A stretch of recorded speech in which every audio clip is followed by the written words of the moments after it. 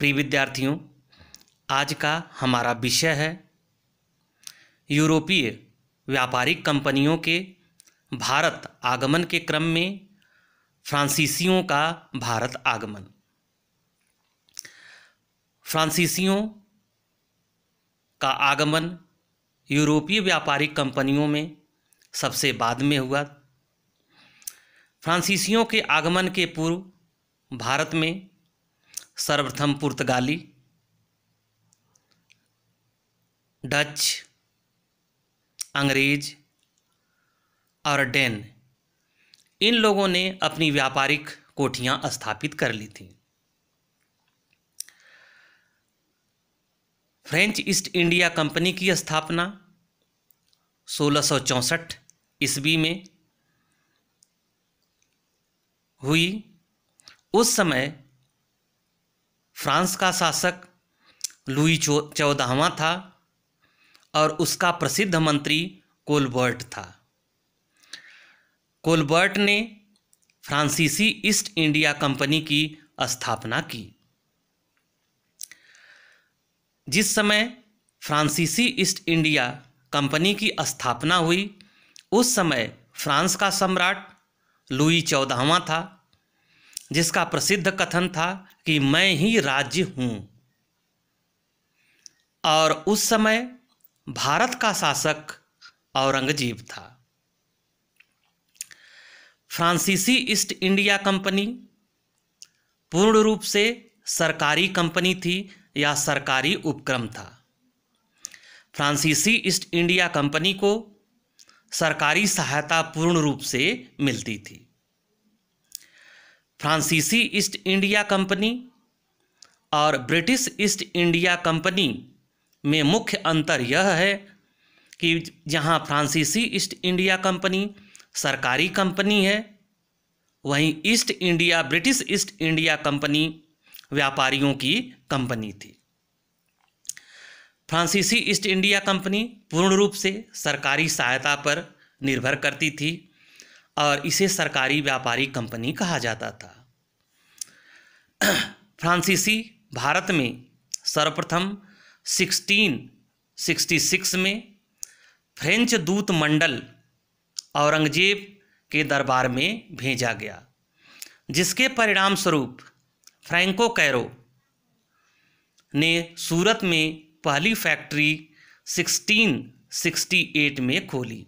यानी फ्रांसीसियों की पहली फैक्ट्री कहाँ पे स्थापित हुई? तो सूरत में स्थापित हुई। और कब स्थापित हुई? तो 1668 में।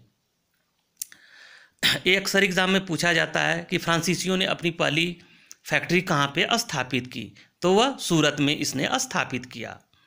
फिर 1669 में फ्रांसीसियों ने मुसलीपट्टनम में अपनी दूसरी फैक्ट्री स्थापित की।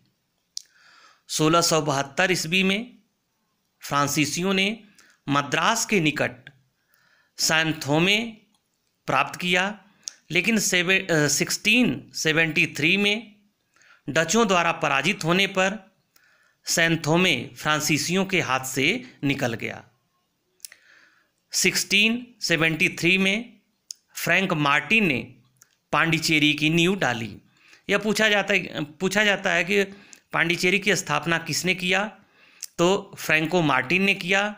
और कब किया? 1673 में।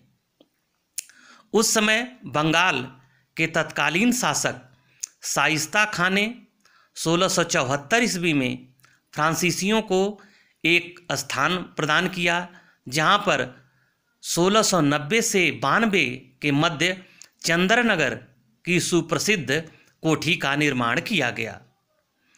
1693 में फ्रांसीसियों से डचों ने पांडिचेरी को छीन लिया, जो 1697 में रिजविक संधि द्वारा फ्रांसीसियों को पुनः लौटा दिया गया। फ्रांसीसियों ने 1721 ईस्वी में मॉरिशस, 1725 ईस्वी में मालाबार तट पर स्थित माहे तथा 1739 में कराईकल पर अपना अधिकार कर लिया। अब 1742 से पूर्व फ्रांसीसियों का मुख्य उद्देश्य व्यापारिक लाभ कमाना था, लेकिन जब 1742 में डुप्ले फ्रांसीसी गवर्नर बनकर आता है तो उसका उद्देश्य चेंज हो जाता है और वह राजनीतिक लाभ प्राप्त करने तथा राज्य स्थापित करने के बारे में सोचने लगता है। 1742 के पूर्व फ्रांसीसियों का मूल उद्देश्य व्यापारिक लाभ कमाना था, परंतु 1742 के बाद डुप्ले जैसे ही पांडिचेरी का गवर्नर नियुक्त होता है, उस होने पर राजनीतिक लाभ व्यापारिक लाभ से महत्वपूर्ण हो गया। डुप्ले की इस महत्वाकांक्षा ने ही फ्रांसीसियों का भारत में पतन किया, क्योंकि डुप्ले पहला व्यक्ति है जिसने भारत में सर्वप्रथम सहायक संधि प्रणाली को लागू किया। सहायक संधि प्रणाली का मतलब यह था कि जो स्थानीय राजा थे उनको सैनिक उपलब्ध कराना और उन सैनिकों के एवज में उनसे धन प्राप्त करना।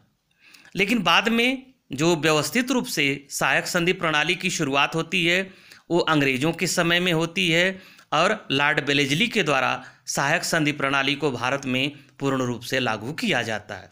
लेकिन यदि पूछा जाता है कि भारत में सर्वप्रथम सहायक संधि प्रणाली की शुरुआत किसने किया, तो वह डुप्ले ने किया। यदि ऑप्शन में डुप्ले है तो डुप्ले ही लगेगा।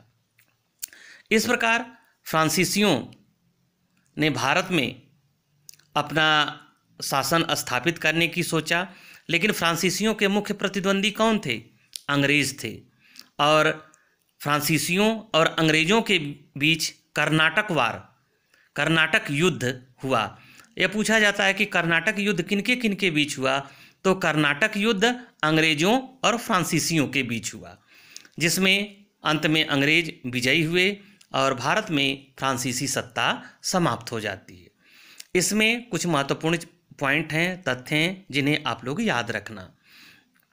फ्रांसीसियों के साथ डेनिस का भी हम यहाँ पर अध्ययन करते हैं, जबकि डेनिस लोग फ्रांसीसियों से बहुत पहले भारत में आ चुके थे। यहाँ पर उनके बारे में जान लेते हैं कि डेनमार्क वासियों ने ईस्ट इंडिया कंपनी बनाई तथा 1613 में भारत पहुँचे। उन्होंने 1620 में ट्रांकुबार तमिलनाडु और 1678 में श्रीरामपुर बंगाल में अपनी फैक्ट्री स्थापित की। भारत में डेनमार्क कंपनी का मुख्यालय श्रीरामपुर था, लेकिन भारत में वे अपनी स्थिति को सुदृढ़ करने में असफल रहे और 1845 ईस्वी में डेनमार्क कंपनी ने भारत में अपने सभी स्थान ब्रिटिश ईस्ट इंडिया कंपनी को बेच दिए। इस प्रकार से इन यूरोपीय कंपनियों का भारत में आगमन हुआ और उन्होंने भारत की सुख समृद्धि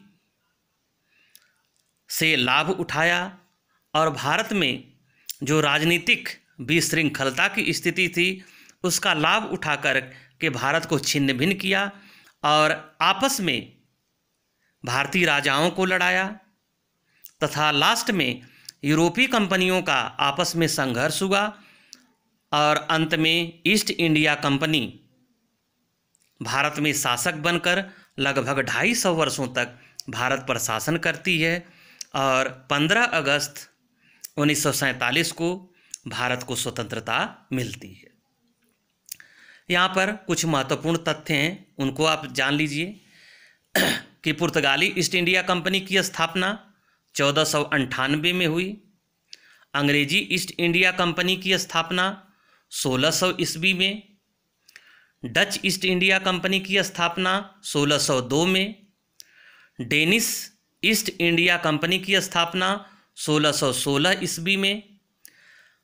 फ्रेंच ईस्ट इंडिया कंपनी या फ्रांसीसी ईस्ट इंडिया कंपनी की स्थापना 1664 में और स्वीडिश ईस्ट इंडिया कंपनी की स्थापना 1731 ईस्वी में। ये सारे महत्वपूर्ण तथ्य हैं जो आपके प्रतियोगी परीक्षाओं में, महाविद्यालयी परीक्षाओं में यहाँ से प्रश्न अवश्य पूछे जाते हैं और इसको आप लोग बहुत अच्छे से याद रखना। ये आपको सफल बनाने में बहुत सहायक सिद्ध होंगे। Thank you.